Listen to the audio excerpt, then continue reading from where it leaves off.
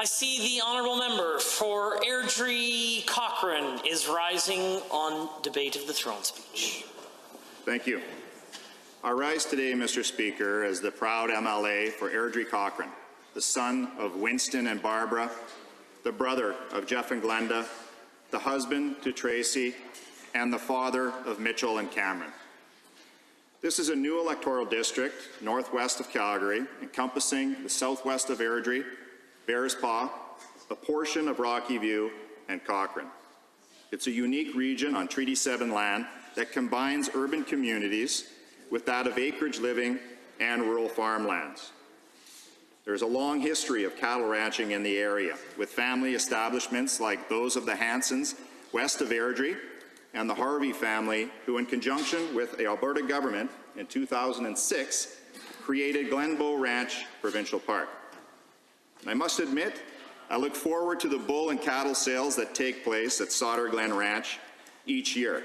In fact, every February, Stan and Jane Grad, the owners of Sauter Glen, they host a large bull sale that attracts buyers from across this province and beyond.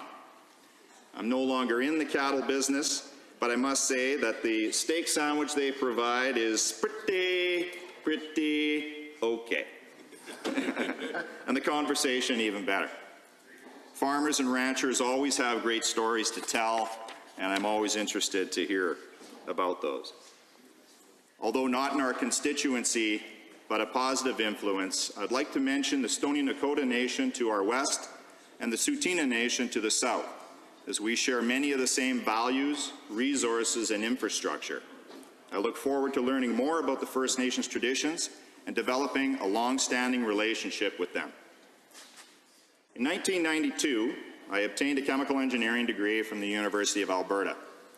My first field of work comprised of 8 years of sales and marketing in the pulp and paper industry, traveling throughout Alberta, Western Canada, the US, and abroad, including 3 memorable trips to India. But sometimes, life doesn't always go as planned. In 1998, my brother-in-law, Arlen Demarsk, was 25 years old and was destined to take over the family ranch in Consort, Alberta. The Demarsks are known for their hard work and work ethic, and Arlen fit that definition perfectly. He was not a man of many words, but he had a wit about him that was very enjoyable. In May of that year, he was involved in a tragic farming accident. This accident left him paralyzed, and in December of 1998, he passed away. After the birth of our son, Mitchell, a few months later, my wife, school teacher, and we set aside our careers, and in the spring of 2000, we moved to Consort in order to help on the family's ranch. Now, for a townie, this was an eye-opening and humbling experience, managing and working in a 3,000-head feedlot with 450 cows to boot. However, over time, I gained invaluable life and business experiences, including some wonderful times calving in the spring, but also turbulent ones having to deal with both drought and BSE. The 2-year time horizon we gave ourselves turned into 10 and saw the birth of our daughter, Cameron.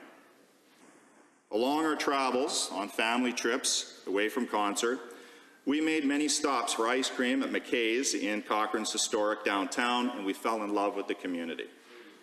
So when we purchased our small business in Calgary, we made Cochrane our home. I've been a Cochrane resident for 10 years, with 8 of those as a small business owner in Calgary. My wife Tracy and I owned and operated a successful franchise business. In 2015, with changes to the political landscape, both provincially and federally, resulting in taxation and policy changes that we felt were detrimental to small businesses and to the vast majority of Albertans, we decided to make a change in our lives. So in 2017, we sold our business and entered the political realm. I felt that I had a background that, although it did not include politics, was one that was well representative of Alberta, and especially the constituency of Airdrie Cochrane.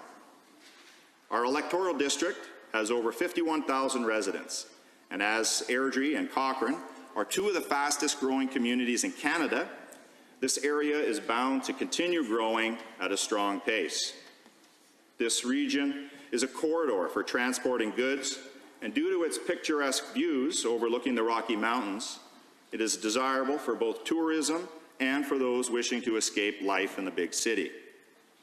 Naturally, this growth comes with its challenges, from health care and urgent care demands to senior living and palliative care concerns. Transportation infrastructure is at its limit. Cochrane, for instance, has no major interchange in a town approaching 30,000 people. So with the Bow River separating the town from north and south, and with single-lane traffic on both Highway 1A and 22, it creates high traffic congestion and is a safety risk for all travelers on these roadways. The small-town Western motif that residents take pride in can sometimes be lost waiting in long lines. A solution to these traffic woes is desperately needed. It should be no surprise that when I first began my door-knocking campaign that I started with visits to the small business community, and I found some pretty interesting and unique establishments. For instance, from Cochrane, we have Krang Spirits, a distillery serving up some pretty tasty vodka, I might say, and Half Hitch Brewing Company. Great food, and I'd recommend trying the Fire and Fury. That's my favorite ale they have on tap. And then from Airdrie, we have Sorso Lounge and Espresso Bar. Very popular, serving up some great eats. Should also note that our constituency hosts two vibrant weekend farmers markets. Every summer, with one in Cochrane and on Saturdays, and one in Bearspaw on Sundays. Our electoral district also has attracted business from the high-tech sector. As a home base for Garmin, which has its Canadian headquarters in Cochrane, and 4i Innovations, supplying various technology-based products with a focus on athletics. But the largest private employer and contributor to our community is Spray Lake Sawmills. This upcoming year, they will be celebrating 76 years of operations in Alberta. Chester Melsness founded this company in 1943, and it is still a family-run business, owned and operated now by his son Barry. The mill operates on a 200-year forest management plan and utilizes every part of the tree, including shavings and bark. In fact, they created a thriving business called Top Spray from this product once considered waste.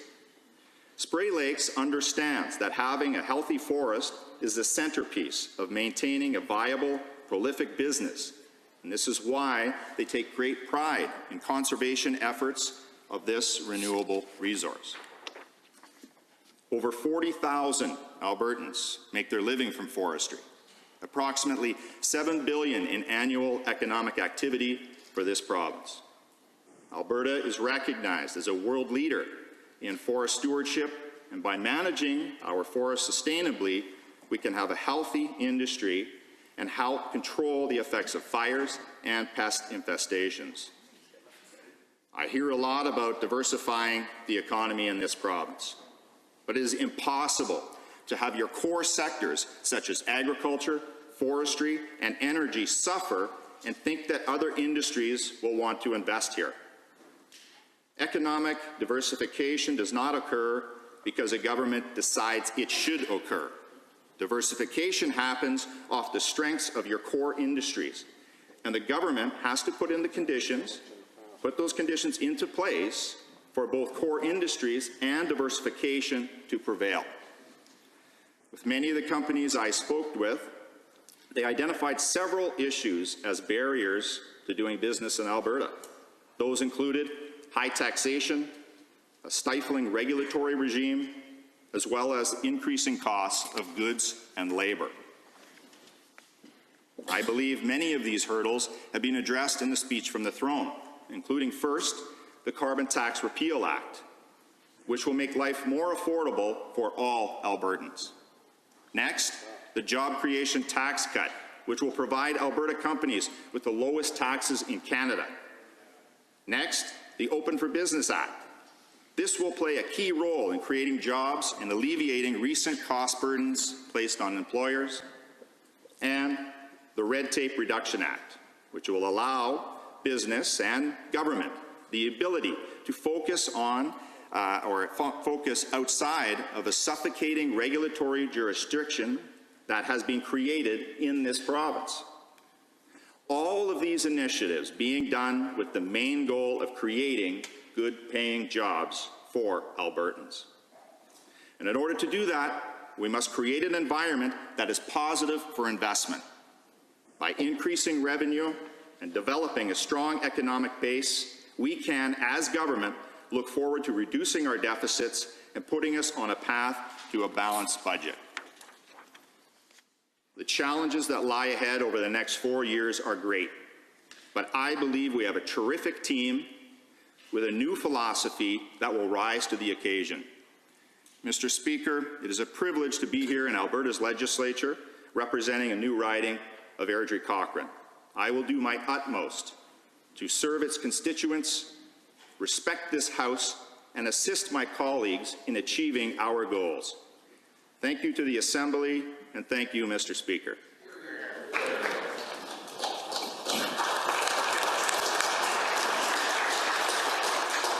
Mr. Speaker, I'd like to move to adjourn debate on the speech from the throne.